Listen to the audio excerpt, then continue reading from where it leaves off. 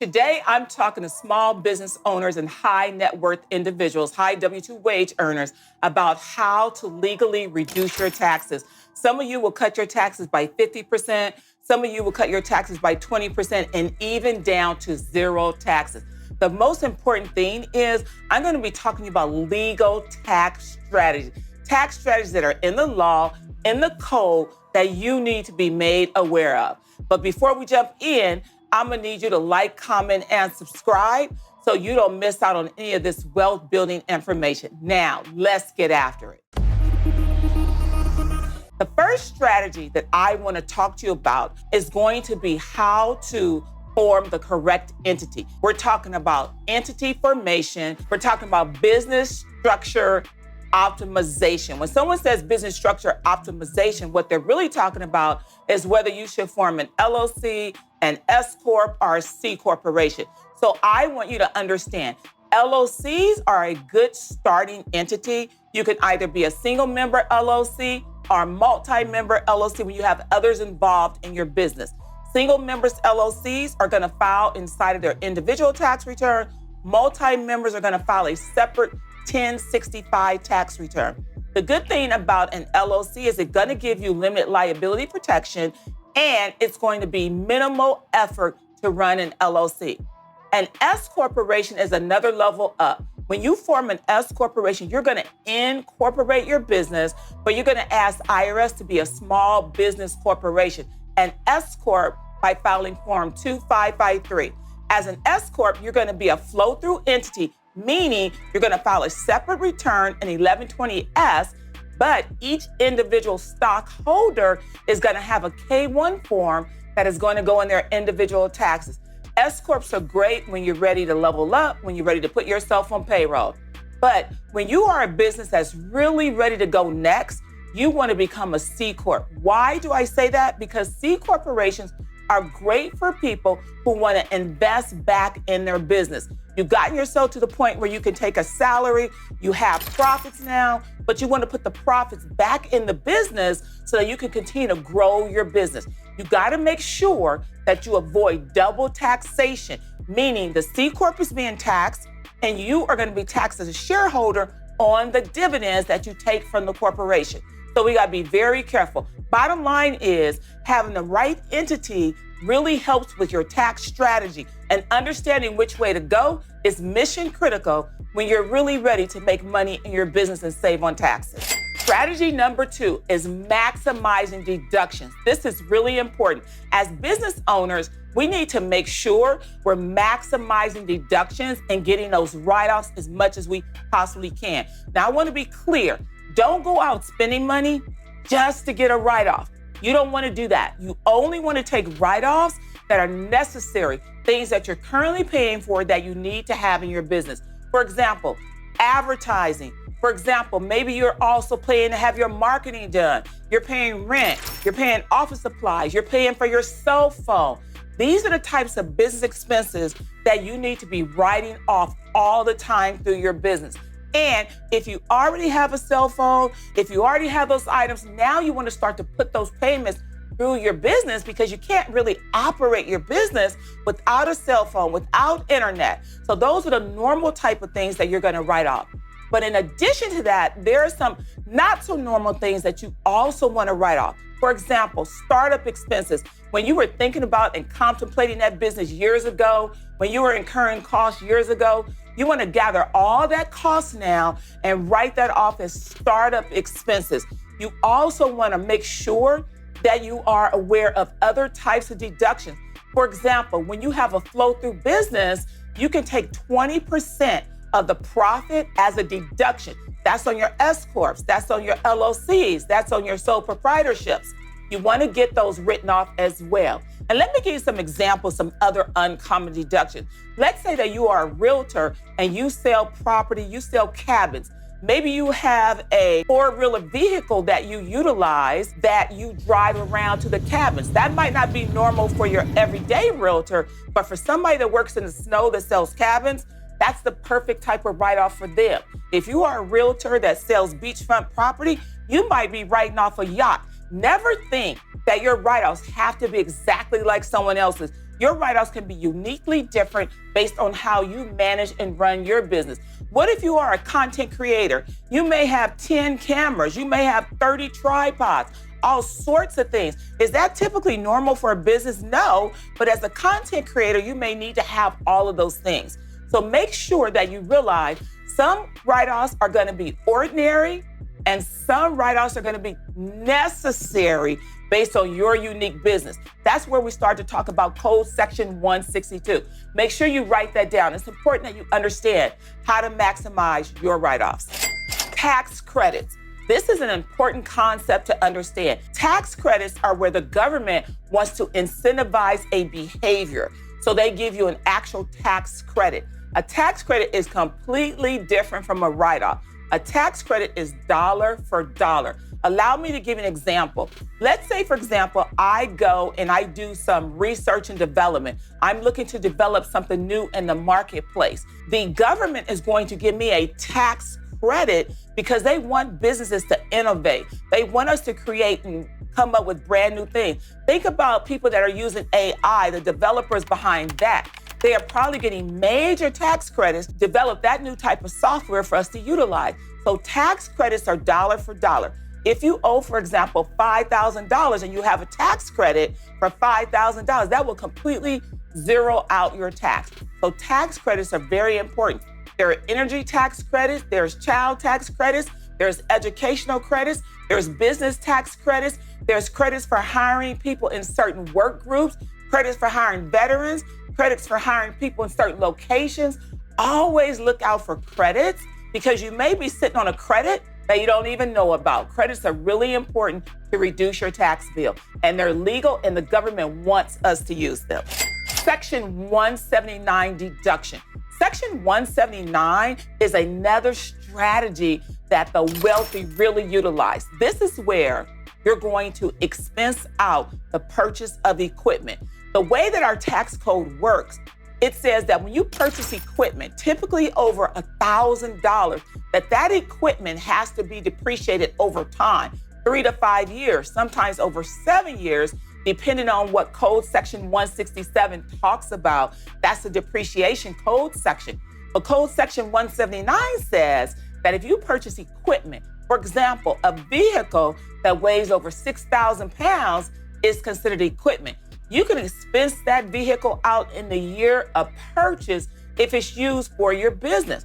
That will give you a major write-off. Do you know why all those business owners drive those SUVs, those Range Rovers, those different types of cars? Because they weigh over 6,000 pounds and they can expense them out in the year of purchase. It helps to reduce their tax bill and it's legal. Make sure you write down Code Section 179.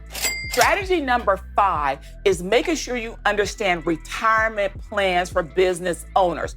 This is a big strategy. People that are wealthy, people that are reducing their taxes, they are investing in their retirement. Why is that? Because IRS has come up with Code Section 401. That is like you having your 401k. That's a code section that says if you set up a solo 401k, you can put money away in your 401k and it's going to be tax-free. And you are the business owner. So you, the business owner, can match what you, the employee, does and also contribute and really get a big deduction. You want to look into having a solo 401k or maybe even a SEP. The maximum amount that you can contribute is $66,000 per year. And you can also do what we call the pickup payment. If you're over 50, you can contribute another $7,500, giving you a lot of money that you can set aside for retirement. But do not forget, you don't have to max it out. Maybe you only want to do 5,000, 2,000, 3,000. The key is to know it's better to invest in yourself, put money in retirement, get a tax deduction than to give your money to the government. So make sure you understand that business owners can contribute to your retirement. Strategy number 6, health insurance deductions. When you work for an employer, your employer will typically give you health insurance. But when you become self-employed, you have to insure yourself and your family members. The self-employed health insurance deduction is exactly that. It allows us to deduct the insurance premiums that we're paying for ourselves, we're paying for our spouse, and we're paying for our children. So make sure that you get that in as a tax write-off. In addition to that, you can also take the deduction for the health savings account, the HSA. And the HSA is a triple threat. Why is that? Because you're able to contribute to it tax-free, the growth is tax-free, and when you pull the money out and spend it on medical bills, they're tax deductible. What a great way to really get some major tax savings is by having a health savings account. Depreciation. Depreciation is an excellent strategy as well, and this is one of the biggest strategies. And I want you to write this down, Code Section 167. I want you guys to become educated, just like the wealthy people. Depreciation allows us to recover our costs over time for bigger types of investments. Allow me to give an example. If I were to go out and purchase rental property, part of the reason why I'm gonna purchase that rental property is not only to get the rents, but to get the write-off of the depreciation. I am gonna be able to depreciate the building costs of that particular property, and I'm able to depreciate it over time. The time is 27 and a half years unless I'm able to break out some of the components, the windows, the plumbing, the electricity, and break that down into 5 years, 7 years. Bottom line is, what other asset can you purchase that you can get a write-off and recover your costs? It's because the government wants us to invest in the infrastructure. That is why they have Code Section 167. The key is understanding that these code sections are accumulated and generated by the government because they want to incentivize us. The rich understand that, the wealthy understand it, and now you understand it too because you know invest in the things that are in the tax code and you can get major write-offs. Strategy number 8 is the home office deduction. Home office deduction is so important. I want to make sure that you guys are taking your home office deduction. Even if you're working a W-2 job for someone else, as a business owner, whether this is a side hustle, whether you're just starting out, whether you only have a small amount of revenue coming in, a little bit of profit, if you are using your home for business, take that home office deduction and make sure you either do the simplified method where you're going to take $5 per square footage up to 300 square feet, or you're going to take the actual square footage of your home office as a percentage of the total square footage of your home. Allow me to give an example. Let's say my home is 1,000 square feet. Let's say my home office is 200 square feet. I am going to take a 20% deduction of all the expenses to run my office. The electricity, the water, the rents, all of those things are going to become tax deductible. So make sure you get your home office deduction. And I want to make sure you understand this little strategy too.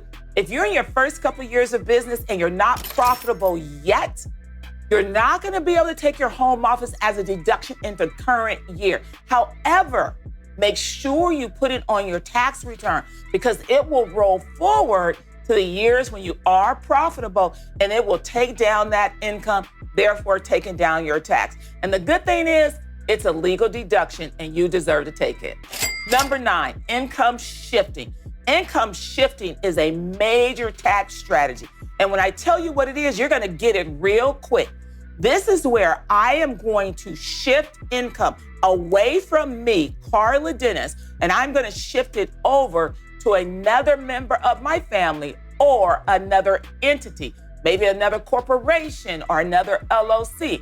If you think about some of the wealthy people in this country, think about the people around them and how they bring their family into their business.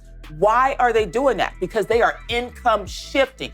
You're going to shift income from the highest tax bracket into a lower tax bracket by having your family members on payroll, by having them run certain businesses for you.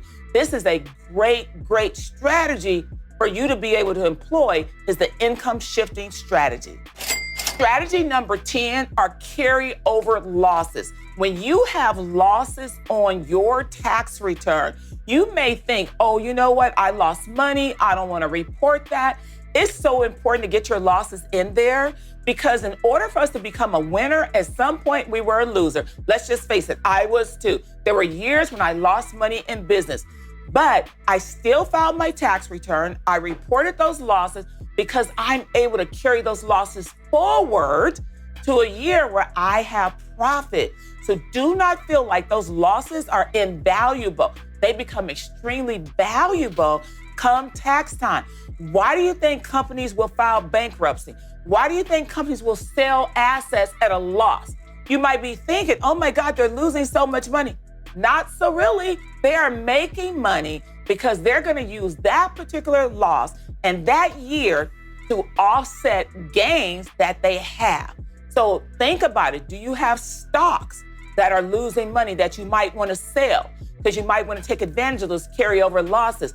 Never think that a loss is going to make you lose. A loss can really make you gain if you use them appropriately. That's why planning is so important and understanding tax strategy is so important. Sometimes you have to say to yourself, I have all this money coming in. I have this loss over here, or this was stolen from me over there. Is it now the time to report it? Probably if it's gonna offset your taxes. For you to really understand how to reduce your tax bill, tax strategy is strategic, it's important, it's intentional. It's not by happenstance.